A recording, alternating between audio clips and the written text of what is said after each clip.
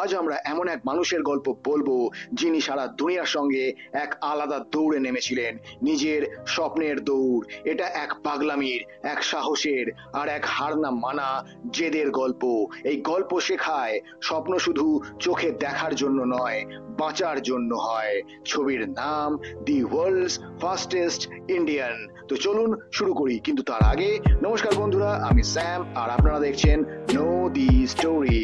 গল্প শুরু হয় 1960-এর দশকের নিউজিল্যান্ডের এক শান্ত শহর ইনভার কার্গিলে। সেখানে এক বৃদ্ধ মানুষ বার্ট মুনরো দিন রাত ব্যস্ত থাকেন তার এক পুরনো কিন্তু অমূল্য মোটরসাইকেল 1920 ইন্ডিয়ান স্কাউটের সঙ্গে। কখনো পিস্টন ঠিক করছেন, কখনো টায়ারে হাওয়া দিচ্ছেন, কখনো ইঞ্জিন খুলে ভেতরের যন্ত্রাংশ খুলে কিছু নতুন তৈরি করছেন। তার যন্ত্রপাতিগুলো আধুনিক ছিল না, পুরনো হাতে তৈরি যুগাড়ি জিনিসপত্র, কিন্তু তবু তিনি কাজ করে যেতেন যেন কোনো বিজ্ঞানী তার গবেষণায় ডুবে আছেন। তার সেই প্যাশন এতটাই গভীর ছিল যে সময় যেন তার কাছে গুরুত্বহীন। দিন হোক বা রাত, শীত হোক বা গরম, মুনরো বেঁচে থাকতেন শুধু পাড়ার লোকেরা তাকে একটু অদ্ভুত ভাবতো। কেউ বলতো এই বুড়ো লোকটার মাথা গেছে, আবার কেউ বলতো এই এত পুরনো বাইকে এমন কি আছে। কিন্তু মুনরোর কিছুই যায় আসতো না। তিনি ছিলেন নিজের জগতে মগ্ন। তার একটা স্বপ্ন ছিল, একটা স্বপ্ন যা হয়তো দুনিয়ার কাছে পাগলামি, কিন্তু তার কাছে ছিল বাঁচার কারণ। তিনি চেয়েছিলেন একদিন এই পুরনো বাইক নিয়েই তিনি গড়বেন বিশ্বের দ্রুততম গতির রেকর্ড, আমেরিকার বোনভিল সল্ট ফ্ল্যাটসে। এইটা শুধু একটা রেস ছিল না, এটা ছিল তার। যখন লোকে বলতো তুমি তো বুড়ো, বাইকটাও পুরনো, স্বপ্নটা খুব বড়, তখন তিনি শুধু হাসতেন আর বলতেন স্বপ্ন যদি বড় না হয় তাহলে বাঁচার মজাই কোথায়। এই পাগলামি, এই জেদ আর এই সাহস দিয়েই শুরু হয় মুনরোর গল্প। মুনরোর জীবন ছিল আশেপাশের মানুষদের থেকে একেবারেই আলাদা। তার প্রতিবেশীরা সবসময় তাকে নিয়ে গল্প করত, কেউ হেসে উড়িয়ে দিত, কেউ সন্দেহের চোখে তাকাতো, আর কেউ কেউ তো একেবারেই বুঝতে পারতো না একজন বুড়ো মানুষ যার বয়স 60-এর ওপরে সে পুরনো একটা বাইক নিয়ে কি করতে চায়।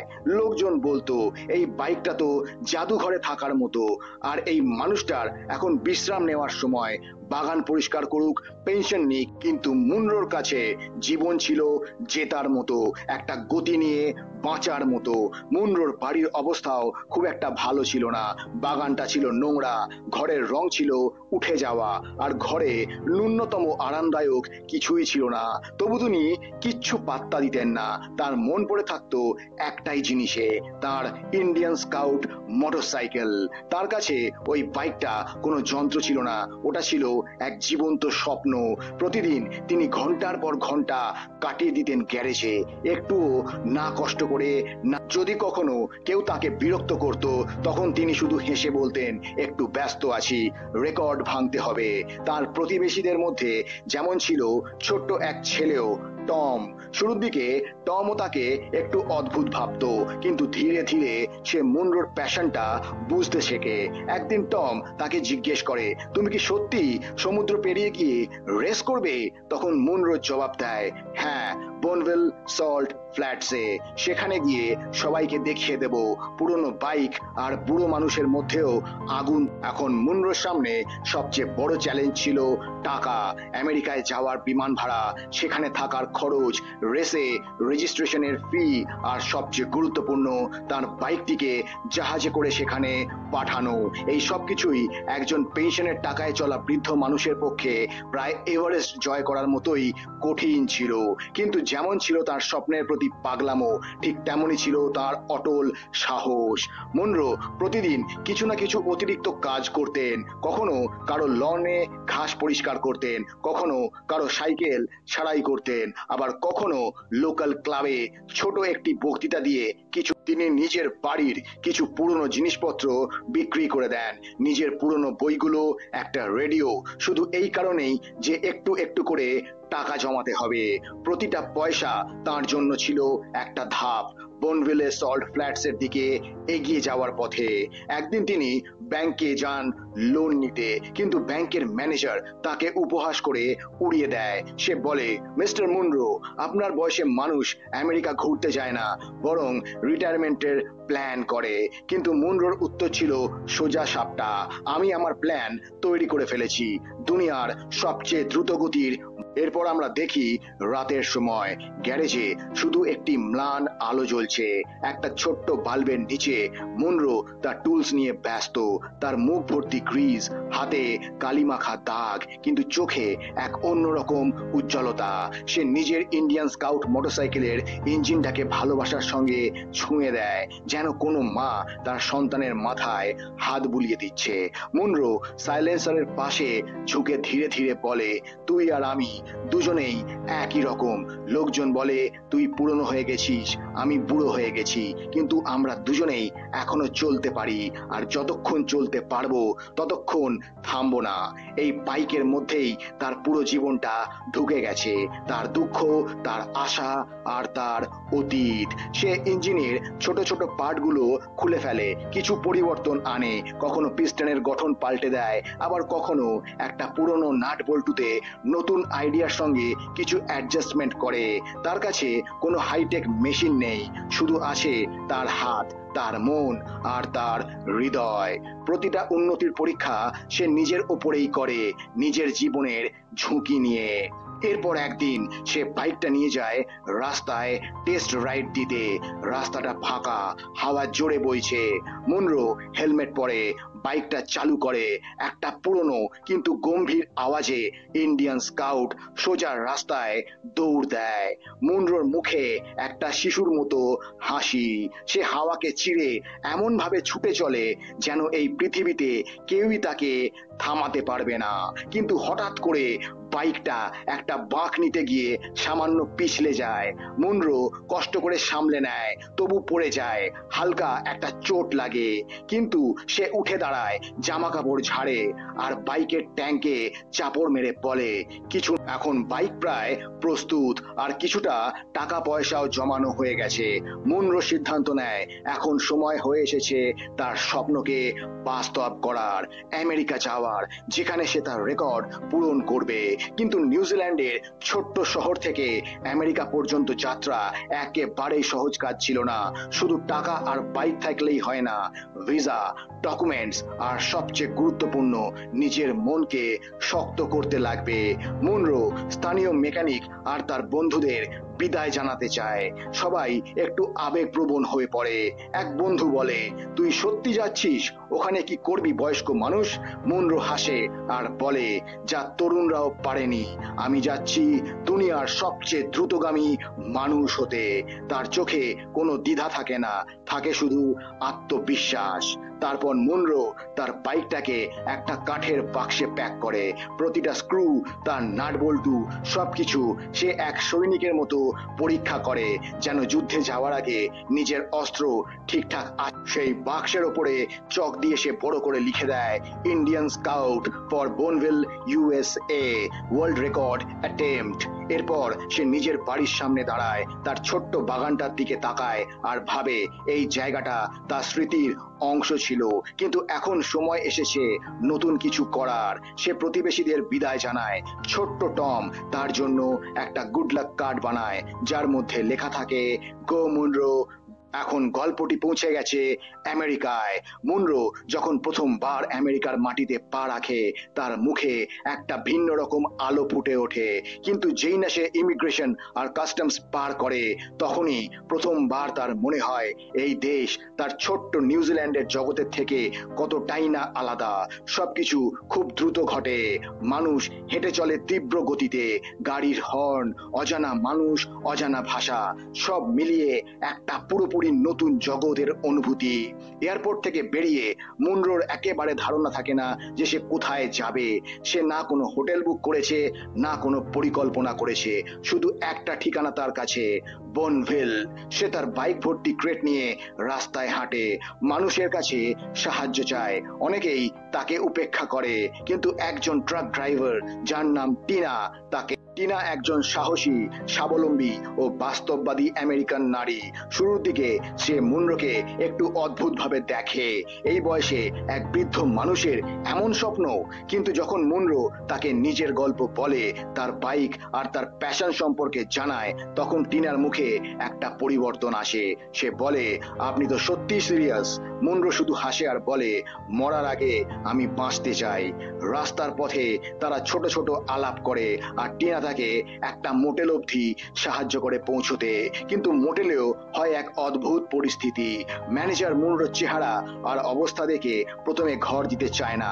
মুনরোর পোশাক ছিল পুরনো, তার উচ্চারণ বোঝাও কঠিন, কিন্তু সে নিজের সততার জোরে সবার মন জিতে নেয়। রাতের বেলা মোটেলের ঘরে বসে মুনরো তার ক্রেডের দিকে তাকায় আর ভালোবাসা ভরা চোখে বলে, আর কিছু কদম বাকি, তারপর আমরা সফল হব। তার প্রতিটি কথার মধ্যে ছিল একটা খোঁজ, একটা জয়, যেটা পৃথিবীর জন্য নয়। পরের দিনটা আসে নতুন আশা নিয়ে। মুনরো হোটেল থেকে বেরিয়ে আসে এবং তার ক্রেট খোলে। তার সামনে থাকে তার ইন্ডিয়ান স্কাউট বাইক, কিন্তু ভ্রমণের সময় বাইকের কিছু পার্টস ঢিলা হয়ে গেছে আর কিছু টুলস হারিয়ে গেছে। এটা দেখে মুনরো একটু অবাক ও চিন্তিত হয়, তবে সে হার মানে না। সেই মোটেলের পার্কিং লটে বসেই সে বাইকটা আবার জোড়া লাগানো শুরু করে। মোটেলে এক তরুণ ছেলে ছিল, নাম মাইক। প্রথমে মাইক মুনরোকে একটু আজব ভাবে, কিন্তু যখন সে মুনরোর বাইকটা দেখে আগ্রহী হয়। তখন মুনরো তাকে বলে, এটা 1920 সালের ইন্ডিয়ান স্কাউট বাইক, আর আমি এটাকে নিয়ে যাচ্ছি বনভিল সল্ট ফ্ল্যাটসে স্পিড রেকর্ড ভাঙার জন্য। মাইক তাকে টুল খুঁজে পেতে সাহায্য করে। দুজনে মিলে বাইকটা সারাতে থাকে। এই সময় মাইক নিজের জীবনের স্ট্রাগলের কথা বলে আর মুনরো তাকে নিজের মতো করে জীবনের পাঠ শেখায়। শেষে বাইকটা একদম ঠিক হয়ে যায়, কিন্তু নতুন দেশে আসে নতুন চ্যালেঞ্জ। মুনরো বুঝতে পারে না কিভাবে সে বনভিল পর্যন্ত পৌঁছবে। তার কাছে না আছে জিপিএস, না আছে গুগল ম্যাপ, শুধু একটা সাধারণ ম্যাপ আর একটা কম্পাস। তার গ্যাসোলিন দরকার, কিন্তু টাকাও সীমিত। এই সময় একজন অন্য মোটেল গেস্ট, একজন আফ্রিকান আমেরিকান অবসরপ্রাপ্ত সৈনিক তাকে সাহায্য করে। মুনরো সস্তায় গ্যাসোলিন পেয়ে যায়, আর সেই সৈনিক পরের সকাল এক নতুন তাজা অনুভূতি নিয়ে মুনরো তার বাইকের সঙ্গে রওনা হয় গন্তব্য বনভিল সল্ট ফ্ল্যাটস, যেখানে সে বিশ্বের সবচেয়ে দ্রুতগতির রেকর্ড ভাঙার স্বপ্ন নিয়ে এগোচ্ছে। তার চোখে এক অদ্ভুত আত্মবিশ্বাস।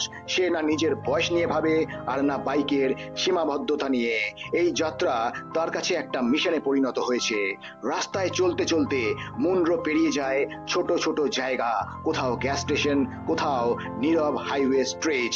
প্রত্যেক জায়গায় লোকজন তার বাইক দেখে থেমে যায়। কিছু লোক হাসে, কিন্তু অনেকেই মন থেকে সমর্থন জানায়। যাত্রাপথে মুনরোকে অনেক সমস্যার মধ্যেও পড়তে হয়। একবার বাইকের ইঞ্জিন ওভারহিট করে, আর একবার হাইওয়ের মাঝে পেট্রোল ফুরিয়ে যায়। তবুও সে কখনো হাল ছাড়ে না।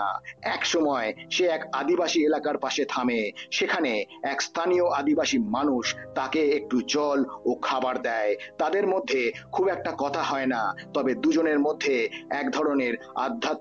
রাতে সে এক মরুভূমির মতো খোলা পথে থামে। না থাকে টেন্ট, না কোনো ছাউনির ব্যবস্থা। সে খোলা আকাশের নিচে ঘুমিয়ে পড়ে। এখন গল্প এসে পৌঁছেছে সবচেয়ে গুরুত্বপূর্ণ বাঁকে। মুনরো অবশেষে পৌঁছে যায় বনভিল সল্ট ফ্ল্যাটসে, সেই বিস্তৃত খোলা জায়গা যেখানে প্রতি বছর বিশ্বের সেরা স্পিড রেকর্ড ভাঙার চ্যালেঞ্জ নিয়ে মানুষ আসে। এই জায়গাটা এতটাই আলাদা, যেখানে আকাশ থেকে মাটি সবকিছুই সাদা আর বিশাল খোলা মনে হয়, একেবারে অন্য কোনো গ্রহের মতো। মুনরোর মুখে ক্লান্তি স্পষ্ট, তবে চোখে এক অদম্য উন্মাদনার ঝলক থাকে। সেখানে ইতিমধ্যেই কিছু রেসার আর অফিসিয়াল উপস্থিত থাকে, যারা মুনরোকে কৌতূহল নিয়ে, কিন্তু মুনরো তার পুরনো দিনের স্টাইল আর সহজ সরল ব্যবহার দিয়ে সবাইকে ধীরে ধীরে মুগ্ধ করে ফেলে। সে ধীরে ধীরে তার বাইক ক্রেট থেকে খুলে বের করে, এক এক করে প্রতিটি পার্ট পরীক্ষা করে। গিয়ার, চেন, ইঞ্জিন সবকিছুই তার কাছে জীবনের চেয়েও মূল্যবান। কিছু অফিসিয়াল তাকে বলে, এই বাইকটা তো বেশ পুরনো দেখাচ্ছে। কম্পিটিশন কিন্তু খুব কঠিন। মুনরো শুধু হাসি দিয়ে উত্তর দেয়, বয়স তো শুধু একটা সংখ্যা, আসল গতি তো হৃদয়ে থাকে। তারপর মুনরো একটা ছোট্ট ওয়ার্কশপ সেট আপ করে, যেখানে সে নিজের বাইকটাকে আরো টিউন। এখানে একটা তরুণ মেকানিক তার সাহায্য করে, যে মুনরোর স্বপ্ন আর প্যাশনকে সত্যি সত্যি বোঝে। দুজনের মধ্যে একটা সুন্দর বন্ধুত্ব তৈরি হয়, যেখানে ওই মেকানিক মুনরোকে মডার্ন রেসিং টুলস বোঝায়, আর মুনরো তার পুরনো টেকনিক শেয়ার করে। মুনরো সারাদিন বাইকের টেস্টিং করতে থাকে, কখনো ইঞ্জিন ওভারহিট করে, কখনো চেন খুলে পড়ে। তবুও মুনরো কখনো হাল ছাড়ে না। তার উৎসাহ আর জেদ দেখে সবাই হতবাক। বনভিল সল্ট ফ্ল্যাটসে এখন সবকিছু প্রস্তুত। মুনরো তার বাইকটিকে রেসের জন্য চূড়ান্ত টিউনিং করছিল। চারপাশের রেসাররা তার পুরনো বাইক দেখে তাকে হালকা করে দেখে, কিন্তু মুনরোর আত্মবিশ্বাস আর শান্ত চেহারা সবাইকে মুগ্ধ করে। রেস অফিসিয়ালরা এক ব্রিফিং করেন, সকল রেসারকে নিয়ম আর নিরাপত্তা নির্দেশনা দেওয়া হয়। মুনরো মনোযোগ সহকারে সবকিছু শোনে, নিজেকে মানসিকভাবে প্রস্তুত করে। তার সঙ্গে যে তরুণ মেকানিক ছিল, সেও মুনরোর উৎসাহ বাড়িয়ে তোলে। তারপর আসে সেই মাহেন্দ্রক্ষণ। মুনরো নিজের বাইকে উঠে পড়ে, হেলমেট পরে আর ইঞ্জিন স্টার্ট করে। বাইকের গর্জন সারা সল্ট ফ্ল্যাটসে গম গম করতে থাকে। এই আওয়াজ শুধুই একটা মেশিনের নয়, এটা এক বিশাল স্বপ্নের গর্জন। রেস শুরু হয়। মুনরো ধীরে ধীরে তার স্পিড বাড়ায়, হাওয়াকে চিড়ে সে এগোতে থাকে তার স্বপ্নের আরো কাছাকাছি। মাঝে মাঝে ইঞ্জিন একটু গরম হয়ে যায়, কিন্তু সে থামে না। সে জানে এই রেস তার জীবনের সবচেয়ে বড় চ্যালেঞ্জ। রেসের শেষে মুনরো তার পুরনো বাইকটাকে সর্বোচ্চ গতিতে চালায়। শরীর, মন আর স্বপ্ন সব মিশে। রেস শেষ হওয়ার পর মুনরো জানতে পারে যে তার বাইকে গম্ভীর টেকনিক্যাল সমস্যা দেখা দিয়েছে। ইঞ্জিন থেকে অদ্ভুত আওয়াজ আসতে শুরু করে, আর বাইক চালানো প্রায় অসম্ভব হয়ে পড়ে। এটা তার জন্য এক বড় ধাক্কা। তবে মুনরো হাল ছাড়ে না। সে নিজেই বাইকটাকে কিছুটা সারানোর চেষ্টা করে, কিন্তু স্পেয়ার পার্টস পাওয়া সহজ নয়। এবার সবকিছু প্রস্তুত। মুনরো আবার ফিরে আসে বনভিল সল্ট ফ্ল্যাটসে, তার স্বপ্নকে সত্যি করার জন্য। তার হাতে থাকে এক নতুন আশা ও জেদ, যা আগের থেকেও গভীর। রেস অফিসিয়ালরা তাকে দেখে মুগ্ধ হয়, এবং সকলেই বুঝতে পারে যে মুনরোর স্বপ্ন আর কেবল এক বুড়ো মানুষের কাহিনী নয়, এটা হয়ে উঠেছে এক অনুপ্রেরণার প্রতীক। মুনরো বাইকে বসে, হেলমেট টাইট করে আর ইঞ্জিন স্টার্ট করে। বাইকের ইঞ্জিনের গর্জন আবারও সারা ফ্ল্যাটস জুড়ে প্রতিধ্বনিত হয়। তবে এইবার সেই আওয়াজে এক আলাদা শক্তি থাকে, এক নতুন প্রাণ। মুনরো তার পুরনো বাইকটিকে সর্বোচ্চ গতিতে চালাতে থাকে, হাওয়ার সঙ্গে দৌড় লাগিয়ে সে নিজের স্বপ্নের দিকে এগিয়ে চলে। রেস চলাকালীন সে জীবনের প্রতিটি মুহূর্তকে মনে করে, তার স্ত্রী ও কন্যার স্বপ্নকে নিজের স্বপ্নের সঙ্গে জুড়ে দেয়। অবশেষে সে রেকর্ড ভেঙে দেয় এবং তৈরি করে এক নতুন বিশ্ব রেকর্ড। তবে অতিরিক্ত গতিতে চলার কারণে তার বাইক ডিসব্যালেন্স হয়ে যায় এবং সে পড়ে যায়। তেমন বড় চোট না লাগলেও ইঞ্জিনের তাপের কারণে তার পা পুড়ে যায়। মুনরো ক্লান্ত হলেও তার মুখে থাকে এক বিশাল হাসি। তার স্বপ্ন সত্যি হয়ে গিয়েছে। সে এখন রেস শেষ হওয়ার পর সবাই মুনরোকে অভিনন্দন জানায়, তার স্বপ্নকে স্যালিউট করে। মুনরোর জীবনের এই মুহূর্তটা তার জন্য অত্যন্ত বিশেষ। সে এক সাধারণ মানুষ থেকে হয়ে ওঠে একজন জীবন্ত কিংবদন্তি। এই দৃশ্যের সঙ্গেই দেখানো হয় কিভাবে মুনরোর গল্প সারা বিশ্বের মানুষকে অনুপ্রাণিত করে। নিউজ চ্যানেলগুলো তার গল্প প্রচার করে, আর মানুষ তার কাহিনী শুনে নিজেদের স্বপ্নকে বাস্তব করার সাহস পায়। চলচ্চিত্রের শেষ অংশে মুনরো তার প্রিয় বাইকটিকে একটি জাদুঘরে দান করে, যাতে মানুষ সেটি দেখে অনুপ্রেরণা পেতে পারে। এই কাজটি প্রমাণ করে যে মুনরোর জন্য এটি শুধুমাত্র একটি রেস জেতা ছিল না, বরং ছিল নিজের পরিচয় ও স্বপ্নকে সারা পৃথিবীর মানুষের সামনে তুলে ধরার এক আর এইভাবেই দ্য ওয়ার্ল্ডস ফাস্টেস্ট ইন্ডিয়ান ছবির কাহিনী শেষ হয়। এমন একটি গল্প যা আমাদের শেখায় স্বপ্ন কখনো ছোট হয় না, শুধু প্রয়োজন হয় সেগুলোকে সত্যি করার সাহস। তো বন্ধুরা, যদি এই গল্পটা আপনাদের ভালো লেগে থাকে তাহলে ভিডিওটি লাইক করুন, আপনার বন্ধুদের সঙ্গে শেয়ার করুন, আর এই রকম আরো সিনেমার গল্প শোনার জন্য আমাদের চ্যানেল নো দি স্টোরি বেঙ্গলিকে সাবস্ক্রাইব করতে ভুলবেন না। আপনার একটা সাবস্ক্রিপশন আমাদের নতুন নতুন গল্প শোনাতে অনুপ্রেরণা দেয়। দেখা হবে পরের ভিডিওতে আরো এক মন ছুঁয়ে যাওয়া গল্প নিয়ে। ততক্ষণ নিজের খেয়াল রাখুন।